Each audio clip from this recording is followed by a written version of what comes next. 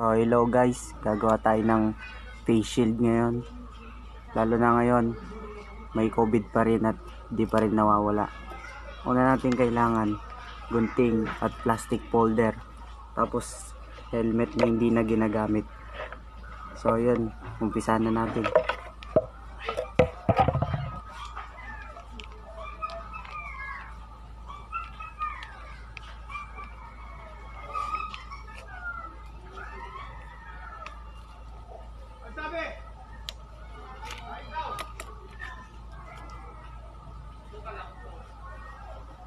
Tatanggalin natin ng mga nakakabit na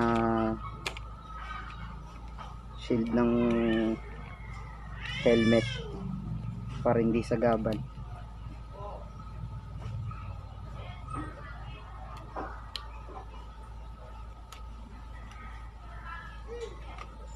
So ayun, natanggal na natin.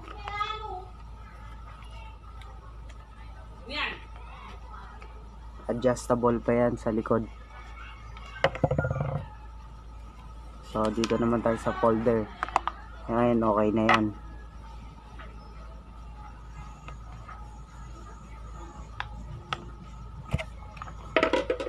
Dito naman sa folder, gugupitin natin isakto sa muka.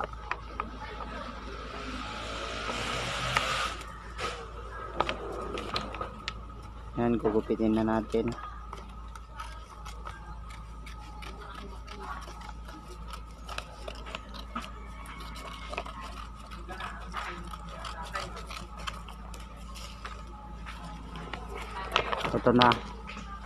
Ito na ang nabuo.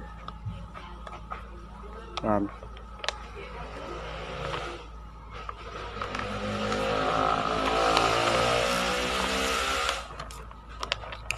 Kakabitan natin siya ng design sa gilid.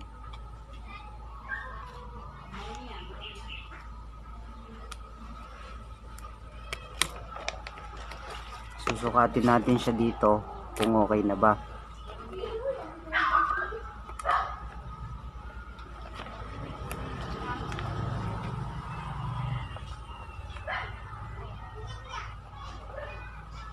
So yun.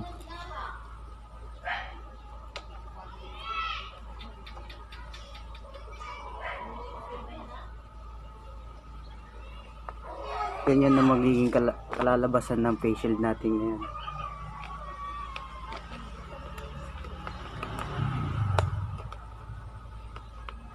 Yan. Naputik na yung chinelas ko, ginaganyan mo. So bubutasan na natin siya para may kabit na.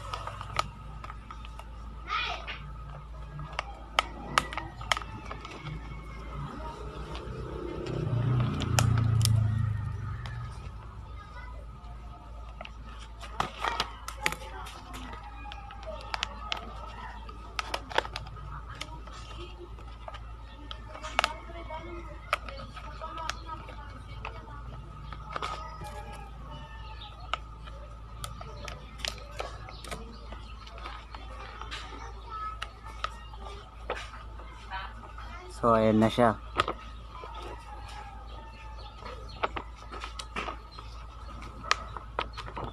So yari na ang bago nating ang ginawa kong face shield. Matibay yan.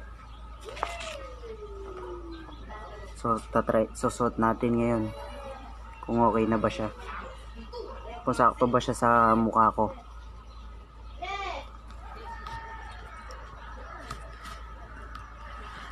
So ito na siya, yung face shield na ginawa ko.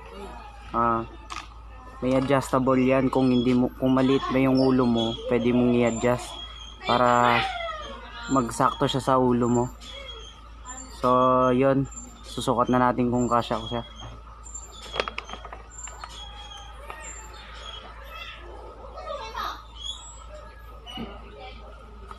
So yan, ito yung ginawa kong face shield. Sakto-sakto siya, kulang na lang ng face mask. Kaya yun, pwede na siya. Pwede na siyang gamin. Oh, sakto-sakto.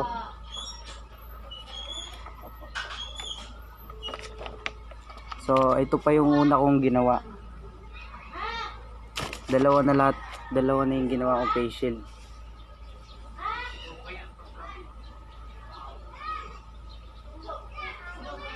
Medyo maliit tong isa.